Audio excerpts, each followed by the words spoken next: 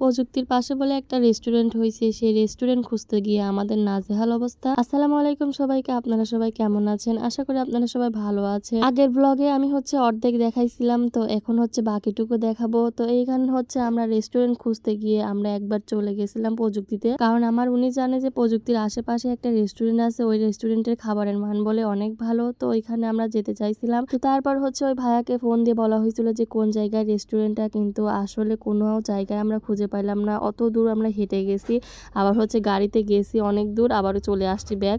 শেষে আমরা কি করব, তো কিছু না ভেবে আমরা প্রযুক্তির মধ্যে চলে আসলাম, কারণ প্রযুক্তির এই রোডটা বিশ্ব রোড, তো আর বিশ্ব রোডে গাড়ি পাওয়া খুবই মুশকিল। আর এইখানে চারদিকে অন্ধকার, কারণ প্রযুক্তির সামনে যতটুকু আলো পাইছি বাদ বাকি পুরা রাস্তা অন্ধকার ছিল। তো আমার জীবনে আমি ফার্স্ট টাইম প্রযুক্তিতে আসলাম, আমি তো কখনোই আসি নাই। তো জামাইকে বলছিলাম আমাকে একদিন নিয়ে আসবা, তো আনলো আমাকে রাতে নিয়ে আসলো। আর রাতে এসে আমি তো অবাক, কারণ রাতের দৃশ্য যদি এত সুন্দর হয় তাহলে দিনের বেলা তাহলে কত না সুন্দর দেখা যাবে। তো এক সাইডে দেখলাম লাইটিং করা, ওইখানে আপু ভাইয়ারা সবাই মিলে আড্ডা দিচ্ছে, আর নিচে ক্রিকেট খেলতেছিল।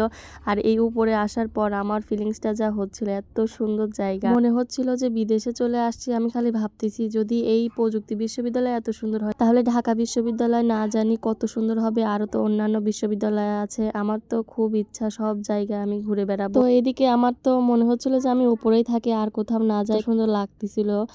আর চারিদিকে এত সুন্দর লাইটিং করা। আর আমার তো ভাবছিলাম যে আরো জায়গায় যাব, কিন্তু আর যাওয়া হয় না, কারণ আমি হাঁটতে পারছিলাম না, কারণ জুতা পরে আমার পা একদম চলে গেছিল। তো রাতের বেলা তো আর বেশি ঘোরা হলো না, এর জন্য আমি জামাইকে বলছিলাম আমাকে অন্য সময় নিয়ে আসবা, তখন আমি পুরা বিশ্ববিদ্যালয়টা ঘুরে দেখবো। তো সারাদিন অনেক ঘোরাঘুরি করার পর আমাদের অনেক ক্ষুধা লেগে যায়, এই জন্য আমরা আসলাম কাশ্মীরিতে। আর আপনারা তো জানেনই, আপনার ভাইয়া যেখানেই যাবে কিন্তু তার গ্রিল নান রুটি থাকবেই, মানে তার অন্য কিছু খেতে ইচ্ছা করবে না, শুধু কাশ্মীরিতে আসতেই চাইবে আর এসে গ্রিল খাবে। আর আপনারা তো দেখেনি, আমি যখনই কাশ্মীরিতে আসি আমাদের এই এক মেনুই থাকে সেম। করব, কাশ্মীরিতে এই জিনিসটাই বেশি ফেমাস। আর এখানকার গ্রিলটা খেতে খেতে আমারও পছন্দের একটা খাবার হয়ে গেছে। তো এখানে এসে অনেকক্ষণ ধরে ওয়েট করতেছিলাম, কারণ আজকে ফ্রাইডে আর আজকে অনেক ভিড় ছিল। আর যেখানে আমরা কর্নারে বসি ওই কর্নারে একটাও সিট ফাঁকা ছিল না, তার জন্য এবার আমরা মাঝখানে বসছিলাম। আর এখানে বসে আমরা ওয়েট করতেছিলাম খাবার কখন আসবে। আর এদিকে দেখেন আমার উনি বিজি ম্যান, এনাকে কি নাম দেওয়া যায় বলেন তো, সবসময় ফোনের মধ্যে ঢুকে থাকে। আর আজকেও দেখেন লেগ পিস পড়ছে, ও আবারও বলতেছে তোমার ভাগ্যে খালি লেগ পিস পড়ে, আমার কেন পড়ে না। আজকে জামাই আমাকে অনেক জায়গায় ঘুরে নিয়ে আসলো, এই জন্য আজকে ট্রিটটা আমি দিয়েছিলাম, আর রুটিটাও আজকে কম নিছিলাম। খাওয়া দাওয়া শেষে আমরা